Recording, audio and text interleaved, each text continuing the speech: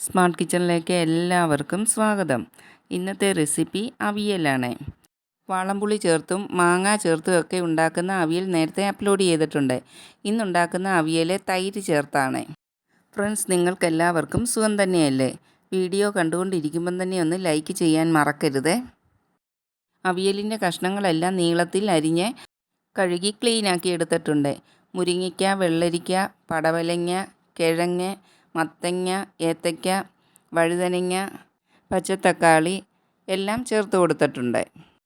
ഈ കഷ്ണങ്ങളിലേക്ക് 6 പച്ചമുളക് അരിഞ്ഞതും 10 ചെറിയ ഉള്ളിയും 3/4 ടീസ്പൂൺ മഞ്ഞൾപ്പൊടിയും 1/2 ടീസ്പൂൺ മുളക് പൊടിയും 1 ടീസ്പൂൺ ഉപ്പും കൂടി ചേർത്ത് കൊടുക്കുന്നുണ്ട്. കുറച്ച് കറിവേപ്പിലയും ചേർത്ത് കൊടുത്ത് കഷ്ണങ്ങൾ വേകുന്നതിന് ആവശ്യമായ 2 കപ്പ് വെള്ളം കൂടി ഒഴിച്ചു കൊടുക്കാം. കുക്കറിൽ വെക്കുകയാണെങ്കിൽ 1/4 കപ്പ് വെള്ളം ചേർത്ത് കൊടുത്താൽ മതി. പാത്രത്തിൽ വെക്കുന്നതുകൊണ്ട് കഷ്ണങ്ങളെല്ലാം വെന്ത് കിട്ടുന്നതിന് വേണ്ടിയാണ് 2 കപ്പ് വെള്ളം ചേർത്ത് കൊടുക്കുന്നത്. ഒരു തവി കൊണ്ട് എല്ലാം ഒന്ന് നല്ലവണ്ണം മിക്സാക്കി കൊടുത്ത ശേഷം അടപ്പ് കൊണ്ട് അടച്ചു കൊടുത്ത് സ്റ്റൗവിൽ വെച്ച് വേവിച്ചെടുക്കാം. 3-4 മിനിറ്റിന് ശേഷം അടപ്പ് മാറ്റി നോക്കാം. അവിയൽ നല്ലവണ്ണം തിളച്ച് വന്നിട്ടുണ്ട്. ഒരു തവി കൊണ്ട് നല്ലവണ്ണം ഇളക്കി കൊടുക്കാം. ഇതിലേക്ക് 2 ടീസ്പൂൺ വെളിച്ചെണ്ണ ചേർത്ത് കൊടുക്കാം. ഒരു തവി കൊണ്ട് നല്ലവണ്ണം ഇളക്കി കൊടുത്ത ശേഷം അടച്ചു വെച്ച് ബാക്കി വെള്ളമെല്ലാം വറ്റി കിട്ടുന്നിടം വരെ വേവിച്ചെടുക്കാം.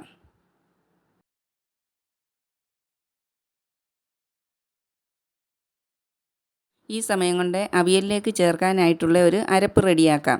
മിക്സിയുടെ ജാറിലേക്ക് 1/2 കപ്പ് തേങ്ങ ഇട്ട് കൊടുത്തിട്ടുണ്ട്. ഇതിലേക്ക് 1/2 ടീസ്പൂൺ ചെറിയ ജീരകവും കുറച്ച് കറിവേപ്പിലയും കൂടെ ചേർത്ത് ഇതൊന്ന് നല്ലവണ്ണം അരഞ്ഞു പോകാതെ ചതച്ചെടുത്ത് കൊണ്ടുവരാം. ഈ രീതിയിൽ വേണം തേങ്ങ അരച്ചെടുക്കാനായിട്ട്. അവിയലെ അടപ്പ് മാറ്റിയിട്ട് ഒന്ന് ഇളക്കി കൊടുക്കാം. വെള്ളമെല്ലാം ഏകദേശം വറ്റി വന്നിട്ടുണ്ട്. ഇതിലേക്ക് ചതച്ച് വെച്ചിരിക്കുന്ന തേങ്ങയുടെ കൂട്ട് ചേർത്ത് കൊടുക്കാം.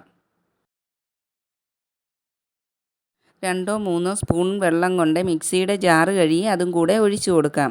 അവിയലായതുകൊണ്ട് ഒത്തിരി വെള്ളം ഇനിയും കൂടി പോകാതെ ശ്രദ്ധിക്കണം. തേങ്ങാപ്പീരയുടെ പുറത്തേക്ക് കഷ്ണങ്ങളെല്ലാം ഇട്ട് ഒന്ന് തട്ടിപ്പൊത്തി അടപ്പ് കൊണ്ട് അടച്ചു വെച്ച് ഒന്നും കൂടി വേവിച്ചെടുക്കാം.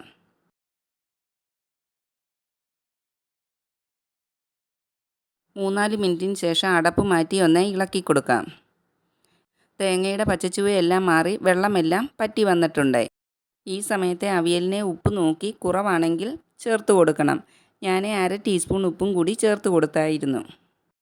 ഇനി ഇതിലേക്ക് 1/2 കപ്പ് നല്ല പുളിയുള്ള കട്ട തൈര് ഉടച്ചതാണ് ചേർത്ത് കൊടുക്കുന്നത്. വാളം പുളിയോ മാങ്ങായോ ഒന്നും ചേർത്ത് കൊടുക്കാതെ തൈര് ചേർത്താണ് ഈ അവിയൽ തയ്യാറാക്കുന്നത്. തൈര് ചേർത്ത് ഒന്ന് നല്ലവണ്ണം മിക്സാക്കി കൊടുത്ത ശേഷം പെട്ടെന്ന് തന്നെ സ്റ്റൗ ഓഫ് ചെയ്യണം. തൈര് ചൂട് കൂടിയാൽ പെട്ടെന്ന് പിരിഞ്ഞു പോകും. അതുകൊണ്ടാണ് തൈര് ചേർത്തുടൻ തന്നെ സ്റ്റൗ ഓഫ് ചെയ്യേണ്ടത്. നല്ലൊരു ടേസ്റ്റാണ് തൈര് ചേർത്തുണ്ടാക്കുന്ന അവിയൽ കഴിക്കാനായിട്ട്. നിങ്ങൾ ഇതുവരെ അവിയലിനകത്ത് തൈര് ചേർത്ത് വെച്ചിട്ടില്ലെങ്കിൽ ഇതുപോലൊന്ന് ട്രൈ ചെയ്ത് നോക്കണേ.